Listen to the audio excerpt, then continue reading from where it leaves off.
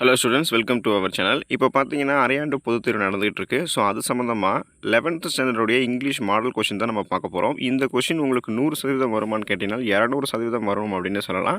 இதில் இருக்கக்கூடிய ஒவ்வொரு கொஷினுமே இம்பார்ட்டன்ட் தான். ஸோ ஸ்க்ரீனில் தெரியக்கூடிய கொஷினை படிக்காமல் நீங்கள் எக்ஸாமுக்கு போயிடாதீங்க. நீங்கள் தான் மார்க் வந்து கம்மியாக ஸ்கோர் பண்ணிட்டோமே அப்படின்னு ஃபீல் பண்ணுவீங்க. ஸோ இது வீடியோ ஸ்கிப் பண்ணாமல் பாருங்கள். எந்தெந்த கொஷின் இருக்குது, எப்படியெல்லாம் அப்ரோச் பண்ணணும் அப்படின்றத நான் உங்களுக்கு வந்து சொல்கிறேன். மறக்காமல் இப்போ தான் நீங்கள் சேனலுக்கு புதுசாக வந்திருக்கீங்க அப்படின்னா நம்மளுடைய ஸ்கூல் நியூஸ் தமிழ் சேனலை சப்ஸ்கிரைப் பண்ணி சப்போர்ட் பண்ணுங்கள். பக்கத்தில் இருக்கக்கூடிய பெல் பட்டனையும் கிளிக் பண்ணி ஆல் அப்படின்ற ஆப்ஷனையும் செட் பண்ணி வச்சுக்கோங்க. அப்போ தான் நாங்கள் போடக்கூடிய எல்லா அப்டேட்ஸும் உங்களுக்கு வரும்.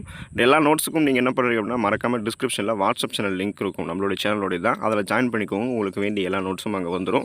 இப்போ பாருங்கள், வீடியோக்குள்ளே போயிடலாம். நம்ம இப்போ 11th ஸ்டாண்டர்ட் இங்கிலீஷை பொறுத்த வரைக்கும் இங்கிலீஷ் வந்து ஒரு ஃபெயில் ஆகக்கூடிய சப்ஜெக்டாக, மார்க் கம்மியாக எடுக்கக்கூடிய சப்ஜெக்டான்னு கேட்டிங்கன்னா கிடையவே கிடையாது. மார்க் அதிகமாக எடுக்கக்கூடிய ஃபெயிலே ஆகாத ஒரு சப்ஜெக்ட் வந்து இங்கிலீஷ் தான்.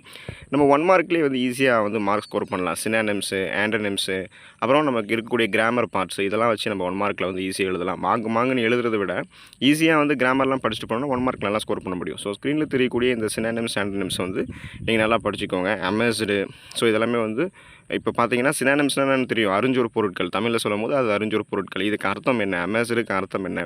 தென் அதுக்கப்புறம் வந்து பார்த்தீங்கன்னா ஆண்டனிம்ஸ்னால் எதிர்ச்சொல் தருக அப்படின்ற மாதிரி அர்த்தமாகும். ஸோ ஃப்ரீக்வெண்ட்னா அதுக்கு ஆப்போசிட் என்ன, அப்ராப்ரியேட்னா அதுக்கு ஆப்போசிட் என்ன, இன்டெலிபிள் அப்படின்னா அதுக்கு ஆப்போசிட் வந்து என்ன வரும். ஸோ இதெல்லாமே நீங்கள் வந்து சரியான, என்னுடைய ப்ரொனவுன் வந்து அந்த மாதிரி இருக்கும்.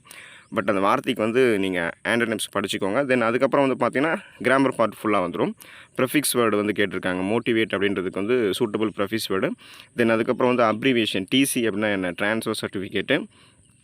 தென் அதுக்கப்புறம் வந்து பார்த்தீங்கன்னா காம்பவுண்ட் வேர்டு கேட்டிருக்காங்க. ஸோ ஸ்க்ரீனில் தெரியக்கூடிய ஒவ்வொரு கொஷினுமே இம்பார்ட்டன்ட் தான். இது ரிலேட்டடாக இருக்கக்கூடிய உங்களுக்கு இருக்கக்கூடிய நோட்ஸு, ஸ்கூல் புக் பேக்கில் இருக்கக்கூடியது, அண்ட் மேம் கொடுத்துருக்கக்கூடிய நோட்ஸு, சார் கொடுத்துருக்க நோட்ஸு எதுவாக இருந்தாலும் நல்லா படிச்சுக்கோங்க. நல்ல மார்க் ஸ்கோர் பண்ண முடியும்.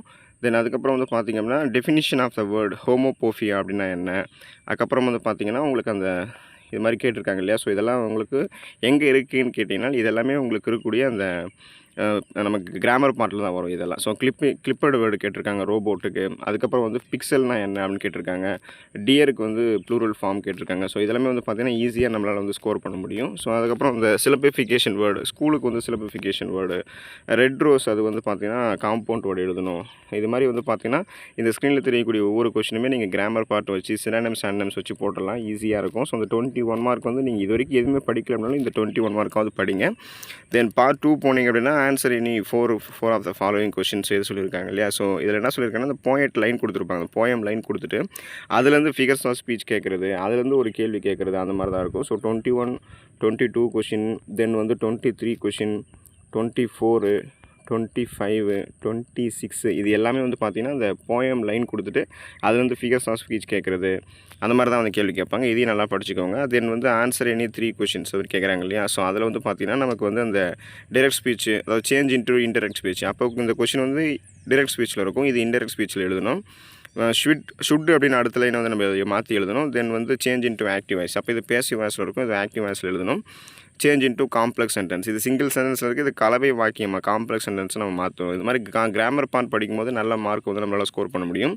தென் பார்ட் 3 போனீங்க அப்படின்னா உங்களுக்கு explain any 2 of the following reference of the contents கொடுத்துருக்காங்க இல்லையா. ஸோ அப்போ வந்து அங்கே உங்களுக்கு வந்து அந்த கண்டென்ட்டை நீங்கள் ரெஃபரன்ஸ் பண்ணுற மாதிரி நீங்கள் வந்து எழுதினா போதும். ஸோ ஸ்க்ரீனில் தெரியக்கூடிய கொஷின் வந்து எப்போவுமே வந்து 2 கொஷின் படிக்கணும்னு 3 கொஷினில் 2 மட்டும் நீங்கள் படிச்சுட்டு போயிடாதீங்க. 3 கொஷினுமே சாய்ஸ் விடாமல் படிச்சுக்கோங்க. அப்போ தான் உங்களுக்கு வந்து பார்த்தீங்கன்னா ஃபைனல் எக்ஸாம் எழுதும்போது அது வந்து கரெக்டாக இருக்கும். நீங்கள் கரெக்டான ஒரு கொஷின் வந்து எழுதுவீங்க. Then answer any 2 of the following ப்ரீஃப்லின்னு சொல்லியிருக்காங்க இல்லையா. So why should the youngsters aim in life after their graduation, இதெல்லாமே வந்து பார்த்தீங்கன்னா உங்களுக்கு வந்து கேட்டிருப்பாங்க. ஸோ ஸ்கூல் புக்கில் இருக்கக்கூடிய கொஷின்ஸ் தான் இதெல்லாமே. இது வந்து நீங்கள் எழுதிக்கோங்க. தென் வந்து இதில் ப்ரீஃபாக வந்து பார்த்தீங்கன்னா நீங்கள் எழுதணும் அப்படின்றதுக்காக சாய்ஸ் விடாமல் படிச்சிட்டிங்கன்னா அங்கே போய்ட்டு நல்லா கரெக்டாக இருக்கக்கூடிய ஒரு கொஷினுக்கு வந்து ஆன்சர் எழுதலாம். தென் வந்து பார்த்தீங்கன்னா 3 கொஷின் வந்து உங்களுக்கு எழுத சொல்லியிருக்காங்க. அதுக்கு ஒரு 3 மார்க் இருக்குது. இதையுமே நீங்கள் வந்து பார்த்தீங்கன்னா ஈஸியாக வந்து அந்த கிராமர் பார்ட் வச்சு எழுதலாம். இப்போ பார்த்தீங்கன்னா அந்த 38 கொஷினெல்லாம் complete the proverb with suitable option, ஒரு ப்ராவர்ப் வந்து வச்சு அதை அந்த சென்டென்ஸ் வந்து நீங்கள் கரெக்டாக வந்து அதை வந்து க்ளோஸ் பண்ணணும். தென் அதுக்கப்புறம் வந்து பார்த்திங்கன்னா உங்களுக்கு அந்த இப்போ பார்த்தீங்கன்னா அந்த டோக்கியோ ஒலிம்பிக்ஸில் வந்து வாங்கின கோல்டு மெடல், சில்வர் மெடல், வெண்கலப் பதக்கம், பிரான்ஸ் அதெல்லாமே இருக்குங்களா. ஸோ இதை வச்சு உங்களுக்கு வந்து கேள்வி கேட்பாங்க. அதாவது அந்த அந்த கேள்விக்கான பதில் வந்து அந்த பேராகிராஃபில் இருக்கும். அவங்க கொடுத்துருக்கக்கூடிய இந்த by chart, by diagram, bar diagram அதில் தான் இருக்கும். ஸோ அதை வந்து நம்ம எழுத மாதிரி இருக்கும். அதனால் இதெல்லாம் நல்லா வந்து ப்ராக்டிஸ் பண்ணால் தான் நமக்கு வந்து வர ஆரம்பிக்கும். இந்த கொஷின் இது ரிலேட்டடாக இருக்கக்கூடிய ப்ரீவியஸ் இயர் கொஷின் எல்லாமே வந்து பார்த்துக்கோங்க. முடியாட்டி ஸ்க்ரீனில் தெரியக்கூடிய கொஷினையாவது படிச்சுட்டு போங்க. அப்போ தான் உங்களுக்கு ஒரு ஐடியா கிடைக்கும் எப்படி எழுதணும் அப்படின்னு. தென் அதுக்கப்புறம் 7 5 மார்க் வந்து எழுதுகிற மாதிரி இருக்குது. ஸோ 7 5 மார்க்கில் வந்து பார்த்தீங்கன்னா the accidental tourist bring out the இந்த டைட்டில். ஸோ அதை வந்து நீங்களே சொல்லியிருக்காங்க. இது வந்து பார்த்தீங்கன்னா எய்தர் ஆப்ஷன்ஸ் தான் இருக்கும்.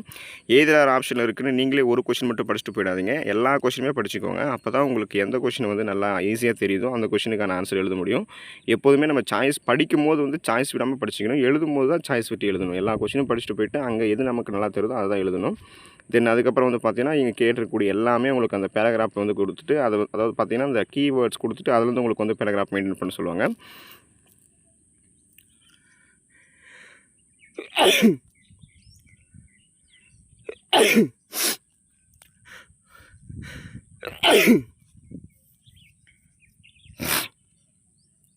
தென் அதுக்கப்புறம் வந்து பார்த்தீங்கன்னா ரஃப் காப்பி, ஃபியர் காப்பி ஒரு சம்மர் கொடுத்துட்டு அதுக்கு சம்மரி கொடுத்துட்டு ரஃப் காப்பி, ஃபியர் காப்பி நம்ம எழுதணும். ஸோ இது வந்து இதெல்லாம் நம்ம வந்து ஈஸியாக மார்க்ஸ் பண்ணக்கூடிய வந்து ஏரியாவாக இருக்கும் இங்கிலீஷில். நம்ம இங்கிலீஷ் பொறுத்த வரைக்கும் நல்ல மார்க்கும் ஸ்கோர் பண்ணலாம். ஃபெயில் ஆகக்கூடிய அந்த வாய்ப்பே கிடையாது நமக்கு. தென் அதுக்கப்புறம் நமக்கு வந்து ஒரு ஃபார்மல் லெட்டர் எழுத சொல்லுவாங்க. முனிசிபாலிட்டி இல்லை மேயருக்கு வந்து பார்த்தீங்கன்னா ஒரு டேமேஜ் ஆன ரோடை வந்து சரி பண்ணுற மாதிரி நீங்கள் கமிஷனருக்கு வந்து ஒரு லெட்டர் எழுதுறது.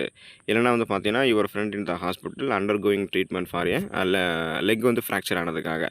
ஸோ அதனால் நீங்கள் என்ன பண்ணணும் அப்படின்னா அவங்களுக்கு வந்து திருப்தியாக அவங்க வந்து மறுபடியும் அந்த சிகிச்சை பெற்று நலமாக திரும்பி வரா மாதிரி நீங்கள் அவங்களுக்கு வந்து ஒரு அன்ஃபார்மல் லெட்டர் வந்து எழுதணும். ஸோ மேலே இருக்கிறது ஃபார்மல் லெட்டர், கீழே இருக்கிறது அன்ஃபார்மல் லெட்டர். எப்படி எழுதணும், ஃபார்மல் லெட்டருக்கு என்ன ப்ரொசீஜர், அன்ஃபார்மல் லெட்டருக்கு என்ன ப்ரொசீஜர்ன்றதை நீங்கள் படிச்சுட்டு அதுக்கேற்ற மாதிரி எழுதணும். தென் அதுக்கப்புறம் read the following sentence and clarify them according to their field அப்படின்னு கொடுத்துருக்காங்க இல்லையா. ஸோ இதில் இருக்கக்கூடிய அந்த விஷயத்தை வந்து படித்து அதுக்கேற்ற மாதிரி நீங்கள் வந்து அந்த லைன்ஸ் எழுதணும். இல்லைனா நீங்கள் வந்து அந்த கீழே இருக்கக்கூடிய ஃபில் இன் த பிளாங்க்ஸ் வந்து நீங்கள் அதை ஃபில் பண்ணுற மாதிரி இருக்கும். தென் அதுக்கப்புறம் பார்த்தீங்கன்னா read the following passage and answer the questions given பெலோ. அதாவது இந்த பேராகிராஃபில் தான் இருக்கக்கூடியது தான் அந்த ஆன்சர். ஸோ கீழே கேட்டிருக்கக்கூடிய கொஷின்ஸ்க்கு எல்லாமே ஆன்சர் வந்து அந்த பேராகிராஃபில் தான் இருக்குது. அதனால் அது வந்து நீங்கள் நல்லா படிச்சுக்கோங்க. தென் அதுக்கப்புறம் பார்த்தீங்கன்னா ரைட் ஏ டயலாக். அது எழுதலைன்னா write a dialogue between a village and Saran about the magic show. Magic ஷோவுக்கும் ஒரு இருக்குது. அதில் வந்து வில்லேஜ் இருக்கும், சரணுக்கும் இருக்கக்கூடிய அந்த கன்வர்சேஷனை நீங்கள் வந்து க்ரியேட் பண்ணி எழுதுகிற மாதிரி இருக்கும். ஸோ இங்கிலீஷை பொறுத்த வரைக்கும் நல்ல மார்க்கும் ஸ்கோர் பண்ண முடியும். ஃபெயில் ஆக வேண்டிய ஆப்ஷனே கிடையாது. இது வரைக்கும் எதுவுமே படிக்கல, இந்த கொஷினாவது படித்தா வருமானு கேட்டிங்கன்னா கன்ஃபார்ம் வரும். நல்லா படிச்சுக்கோங்க. All the best for your examination. Thank you students.